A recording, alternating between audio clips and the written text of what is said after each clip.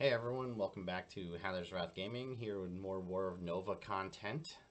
Today I wanted to put into perspective a guide for Rise to War players specifically. There's been an influx of Rise to War players to War of Nova since NetEase has said that they're shutting down the servers for the game at the end of December, December 31st. So people have been scrambling to find another game, and this is one of those games that fits the bill. Now, I want to go over a couple things, and this is going to be a short video just to acquaint people with the game. And I know there's been some talk about, the visuals not looking quite what people want in a 4X strategy game. Um, just take it as it comes and be aware of the dev team that's working on things right now. They're actually putting in a lot of things that will allow the game to feel more like the games you're used to playing. So a lot of these strategy games usually involve, real world um, aesthetics or like that fantasy, you know, war theme, the medieval theme. This is going to be completely different. It's going to be space, but the devs are really trying to work in something to make it feel more like what you're used to. So bear with it, and let's dive right in. So first thing I want to go over is some terms and nomenclature. So this is, right when you log in, what I'm seeing is my base, my personal, um, I don't know, just basically station. Um, you know, what was called maybe your base or fort or whatever in Rise to War or any other game, going to be a station here. Now, there's a caveat to this. Some of the main areas of the game have their own station to conquer to take over that territory. So similar to the fortresses or the castles or the landmark areas, this has stations there as well, but some of those are also planets. So kind of changes it up, has it looking a little different. So um, let's start off with the top left here. So if you click on your profile picture, you're going to get this operations tech tree. Basically what this is are your ring powers from Lord of the Rings Rise to War. So as you level up, you'll unlock the trees, um, and you'll be able to put your points that you earn um, in here. And I did hear from another player who's been in the server a little bit longer. We came in a little bit late. You've probably seen me say that from some of the other videos, but 150 is the cutoff, which is not enough points to fill up everything in the tree. So you do have to be mindful at some point that not everything's going to be full. So as you can see here, I haven't really focused too much on my economy. Don't really need to, but that'll be something for a later video. Um, so what you know as your commanders from Lord of the Rings Rise to War are actually capital ships in this game. So these are the capital ships that I've been using. You can see all the ones that I have. And when you see that terminology, there's skills that are going to specifically talk about capital ship. So right here, capital ship, 50% chance of gaining damage. That is your main ship, your commander, basically. Now, we have another thing. So what you might have thought as units or troops are actually called strike craft in this game. So bringing to the fabrication bay, which is basically what your barracks were for you to train troops, and you'll see your strike craft. So another way to look at this is if we go to our station, we can go to infrastructure, and the main buildings right here under buildings are all your specific main upgrades. So command center is basically the main fort level up. not your fort, but your main base level up. So that's why that one's lower at 10. And then you have your 4 buildings for your resources, same as, you know, the woodworking or the wood station and all that stuff. So your hangar, so that's increasing your capacity of held strikecraft. Your sorry, your fabrication facility, where you get more slots for fabrication. Your repair bay, which is basically like your med bay. Storage, increase how much storage you have. So pretty easy translation. Command boost, how many strike craft you can have on your capital ships. So same thing as how many troops you can have with your commander from Rise to War. So very, very one-to-one, you know, assimilation from one game to the other. The one big difference in here is your barracks. So depending on which group you start with, that's your first one. And then there's a rotation that goes through, you know, the 4 alignment barracks to your side. So there's, instead of good and evil in this, there's Dominion and Sovereign. And the top 4, so we went Dominion. So we have Tyrannus, Arcos, Ograx, Omega.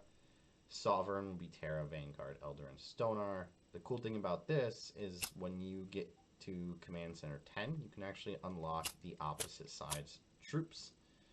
So that's what the coolest part about this is, and it's going to change up,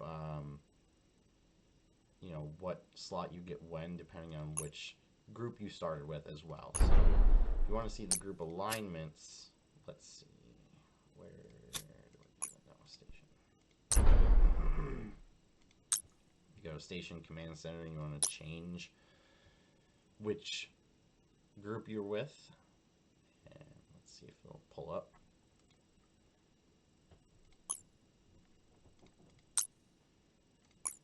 Looks like I can't get it up on here, but basically what will happen is that you can see which group aligns.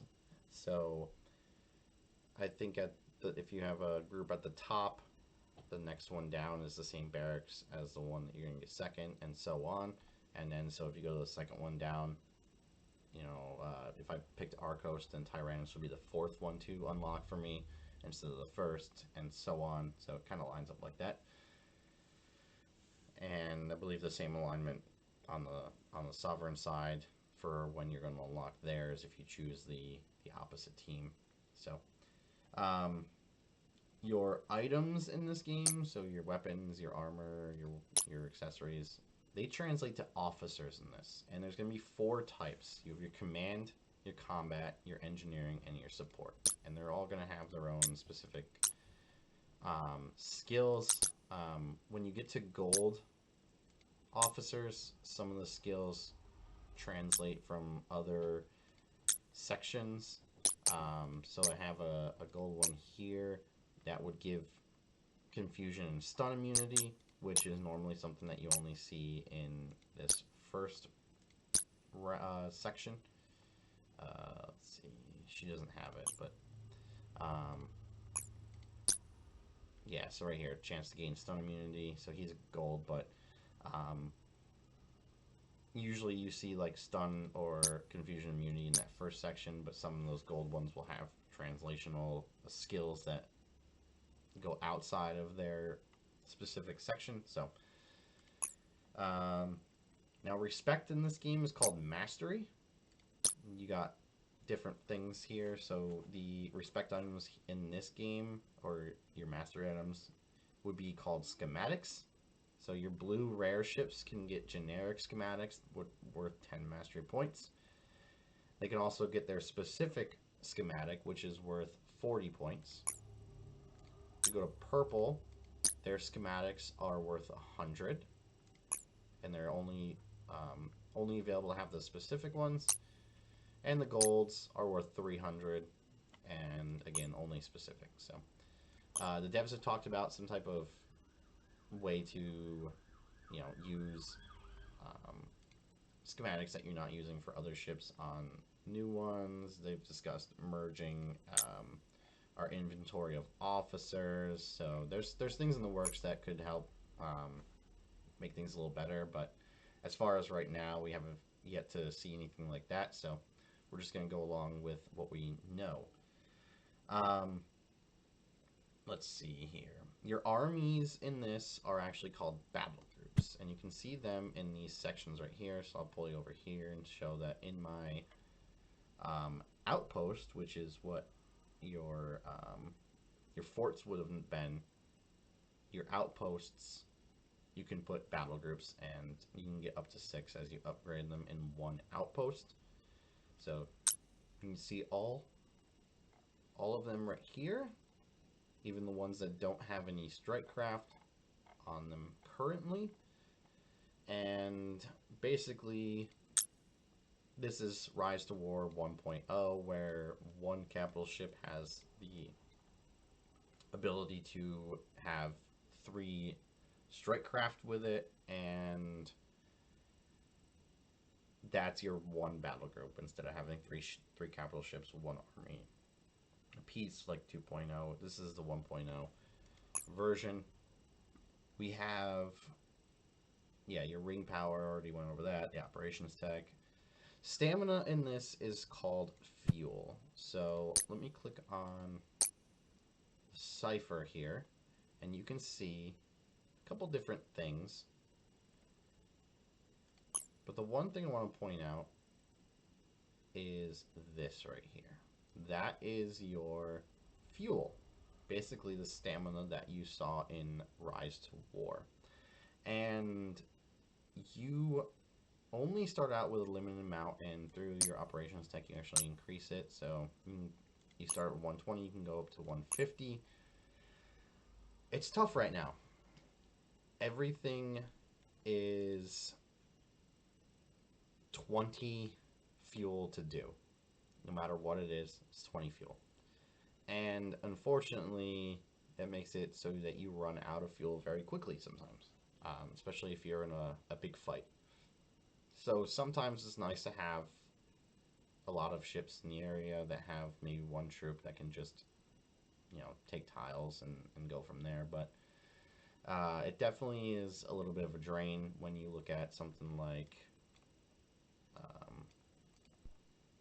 your patrols. So patrol is basically what you'd think of as the little groups that you can fight in Rise to War and gain experience. Unfortunately here, they also cost 20 fuel, and that's very expensive for not a lot of experience. They are easier to kill, and you usually don't lose many troops, but in the end, they're not great. Excuse me. So your ability points in this game are called Hellion, and if you were to, let's go over here. I have something called War Games, which is your mock battles. They're very expensive. So if I were to do a war game, I'm only going to be able to do 100 minutes for 450k. And the boost items are not cheap. They, I believe, are 50 gold a piece, which is, so your gold is your basically paid currency, the real money currency that you purchase for all sorts of things in this game. It's kind of expensive to level up with war games. I would hope in the future they make it a little more effective, because once you get later on, so I have a level 48 Cipher. It's 2.3 million experience to level up, and from 48 to 49, that takes a while. It's a lot of grinding. If you're trying to do multiple ships at the same time, it just takes forever. So it's not a great setup, but coming from Rise to War, hopefully you have an open mind and work with the players in your team to really get where you need to be with that. And that's 450k, by the way, for the biggest size tile you can capture, which is 300. So it's much, much lower for other tiles. Um, in this game, Madness is changed to Confusion. Now, there's also thermal damage, which is your like fire damage, and there's radiation, which would be similar to poison. Um, those are all based on your elemental stat. So if we're looking at our stuff here, the elemental stat is all your like magic based type um, skills are going to be based off that. Power is all the physical type skills and your standard or normal attacks. Command points. This is an interesting one. Command points and leadership. So command points are your points for how many strike craft you're going to have. They increase at a weird odd number. So if you're running any units that are take up 2 or 4 spaces, you're always going to have like 1 point that's not being used. Excuse me. But that's what that's for. And your initiative is your speed. So how fast you're going to be able to go in the fight. So the higher your initiative, the earlier you're going to basically move. And then leadership is an interesting stat. Again, we are still trying to figure it out, but what we found so far is that it might be a negligible stat to increase. We haven't really seen a whole big difference in what it can do, but we're hoping to find out a little bit more about it. You know, I really hope that we can flesh that out and figure out where we're at with that. But moving through, we're going to look at a couple more things before I let everyone go. So basically, your 4 elements in this are water, titanium, gas, and mineral. Titanium is specifically tied to your buildings, so that's similar to stone. And mineral is basically similar to food, and that's specifically for strikecraft building. But then it can be used as a during construction for some things. So this is one of your first ones to deplete very quickly. There's going to be some guides later on that will show basically like which tiles you should be taking first to focus on. I don't really follow any of those because I just basically go to my station and use the marketplace to trade in anything that I have. So, be honest with you, some starting zones, wherever you start, you're going to find more of one thing than the other. And even looking right where I am now, you can see a good idea of that right here. So we have 1, 2, 3, 4, 5 large tiles of titanium and only 2 tiles of mineral and not really a whole lot else around me. So you're going to run into this where you find a lot of one specific element near you. I just say go with the bigger tiles as you build up and just trade in what you need. Not really a big deal with that. Now up here, this is going to be the tiles that you have, the max and what you have. Excuse me. And always keep an eye on this because it does take a long time to drop tiles. I believe it's 15 minutes. And if you're abandoning an outpost, it's half an hour. So this is your influence, which is basically the same as the affluence from Rise to War. It's just for your points for your tech, nothing else. There is a leaderboard for it, but people just farm and farm on the leaderboard, and it doesn't really mean that they're a good player. So just keep that in mind. This right here, credits, I'm not going to spend a lot of time right here talking about it. It's something that they're not currently using, but you do get them from fighting the patrols. There was supposed to be a store that you use them in. Not really sure what their plan was.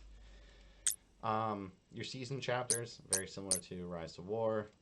gives you information about the season as well in there. You have your store, so your cryptocurrency, or not cryptocurrency, sorry, your real money currency you can buy, any discounts that you can get right here. You can get a extra construction queue. Um, you know, limited time offers. All that we've seen so far is when you pull a gold for the first time, it'll give you an offer in here, similar to when you in Rise to War get a gold, and they want you to get the 3 respect items for $20. Same thing in here, but they don't put anything else in here, and it seems to just be something auto triggered. And then Battle Pass, that used to be not worth it, but they have upgraded it. And if you ever want to see the Battle Pass, it is in your section down in the corner here, your chapters. So this is your personal chapters, and so this is just a placeholder chapter that the devs put in. You never have the ability to achieve chapter 21, but when we look at the Battle Pass, we have our daily and weekly challenges. We have all the stuff you can get right here. It mine's bugged. It says claimed everything, so. And then it won't let me claim any of the stuff because the Battle Pass is maxed out. So these are the achievements that you can achieve throughout the season. So you get basically just resources out of it. So at one point or another, it's basically worthless to even check on those, but it's nice to just keep an eye on. We have our new season timer right now that tells us when we're going to start the new season. Your inventory. So miscellaneous, you'll find like your items for moving and some of the other stuff. So the relocation and a couple other things will be in there. I believe the fuel refills and the war game boost show up in that section, if I'm not mistaken. And then consumables are your speed ups. Mastery is your mastery tokens that you can use, your schematics, and then your officers. So yeah, I have a ton of them right now. I can only imagine what some of the higher spending players have. It's probably a list that they don't even ever want to look through. Your guild in here. I'm one of the main members of Tower, and if you ever see a Tower player, feel free to reach out with any questions you have. We're really good with keeping in touch with the community and helping people out, so feel free to let us know, and we'll do our best to answer any questions you have. Challenges are cool. So these are similar to the Red Book, but in them you're going to get a couple different things. So easy mode and medium mode, you're going to get resources. And the medium one's tough. It's a level 25, and hopefully by that time you're going to have the ability to get way more resources than the 5,000 apiece. But who knows? I'm hoping that they increase these resource rewards at some point, so it makes it more worth it to do the easy and medium. I just did them because I'm bored, and I also use this as a way to test different ship builds. It doesn't get really helpful until you hit the hard challenges. So in hard, going to be all the purple ships in here. So that's the second rarity tier, and if you notice down here, you get 1 schematic for beating those challenges. Lo and behold, we have the gold ones on Elite. And on top of the gold schematic for that specific ship, you also get 1 requisition order, which it's basically a free pull on the, what are they called?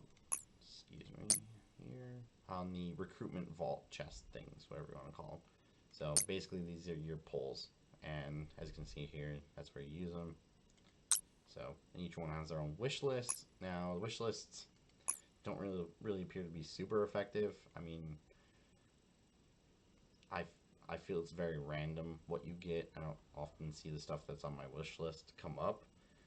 So I just feel like it's just a peace of mind thing for players, just to feel like they're looking for a specific thing. Now, when we get to the leaderboard, again, here's top players. It just shows you, who's been farming really well. So some of these players are some of the top in the game, but the other ones just are farmers with very little to say other than they're on this list. Top guilds also shows the influence. top factions, influence for the whole faction, and then war ranking. So this is the one that really is one to pay attention to. So war ranking is basically like merit points from Rise to War. These are going to be the people who are fighting the most. So numbers are a bit lower this season as a lot of players just weren't really interested in playing. But if you're looking at this, you know, there's a big difference between who's on these lists compared to who's on the top players over here. So you know, you're going to see Lion up there just because he's a big spender. He really goes hard at this game, so he's not only up on top of that, but also on top of here. But really, it just shows you who's been fighting most of the season. So, you know, we in Tower in Tyrannus have been mostly facing, you know, Stonar players. That's why you see a couple of those players up here.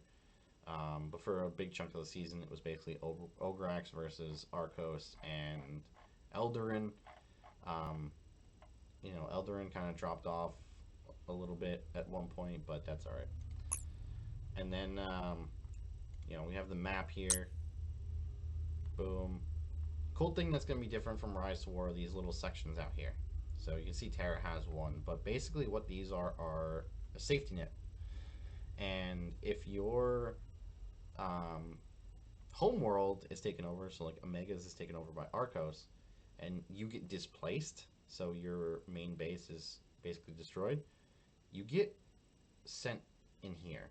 And basically what the devs decided is that this is a chance for any players to farm back up, build their barracks back up, and then there's one-way crossings along these zones to allow those players to come back out and fight without being basically destroyed back in the zone as well. So that's going to be something that's really cool and different from what you expect. So now, one thing we recommend in Tower is that if you don't have Discord but you have access to it, get it, because you can't do as much with the chats as you could in Rise to War. So these are your only 3 options, and in Guild there's only like 3 drop downs: general announcements and battle reports, so there's really not much to say. And then we have our, you know, DMs basically, so if you're trying to reach a certain player, you know. Down here there's just some settings for text size. Not really a big deal. And then there's your block list. So every time I hit my block list, it crashes my game, unfortunately. So, you know, I don't really bother with it. And then, you know, over on control, you can see what you're building, what's in the repair bay, what you're fabricating as far as strikecraft, your inbox or your combat reports, any game mail, so war game reports and otherwise, and news of new things. So unfortunately the news hasn't really been used a whole lot since we've been playing, although the devs have been sending stuff through the mail section, like some bonus tokens to use. So I think that's about it for, you know, War of Nova. You know, one of the big differences is if you've been playing Rise to War 2.0, it's not going to be like that with being able to jump across tiles anywhere that you want. You are going to have to connect everything. So, for example, if I want to attack this, no link tile cannot deploy. I'd have to either jump off, you know, my teammate here, Demon Sea, to path over 2 tiles to attack that one, or I'd have to start from my base and go over a couple tiles and attack it from there. So that's one big thing that people are going to have to get used to. The other thing is the graphics. And like I said before, I know a lot of people have been complaining about them. Unfortunately, there's really not a lot to be said there. But there's some cool little nuggets in here that I think are pretty cool. If you look around the map, you'll see, you know, like black holes. And if we go to where is it? Nova 1 and Fire In are the main places. So instead of taking the ring, you have to take both actually of these 2 to finish the final chapter. So that's an example of one of the planets. And then we'll look at Fire On. You know, just really cool looking stuff. And I know people have complained about the graphics, but, you know, personally, I don't want everything to feel like Rise to War. I want to be able to move on from it. You know, as good of a time as it was, it's also a point to just change things up and really just see it differently. Um, so I definitely just want everyone to take it with a grain of salt what they're seeing as far as graphics. And honestly, I think the graphics are really fantastic for a lot of the aspects of this game. You know, when you look at the ships, you can go all the way around 3D model, and they look pretty good. Um, so, you know, this is just a quick guide on Rise to War of Nova translation. Um, Again, if you feel like you missed anything or you want to hear more about something, feel free to reach out or comment on this video. I do check up on the comments just to see what's going on. So, again, reach out and we'll do what we can to help you out. So, thanks for sitting here and watching this today, and have a good one.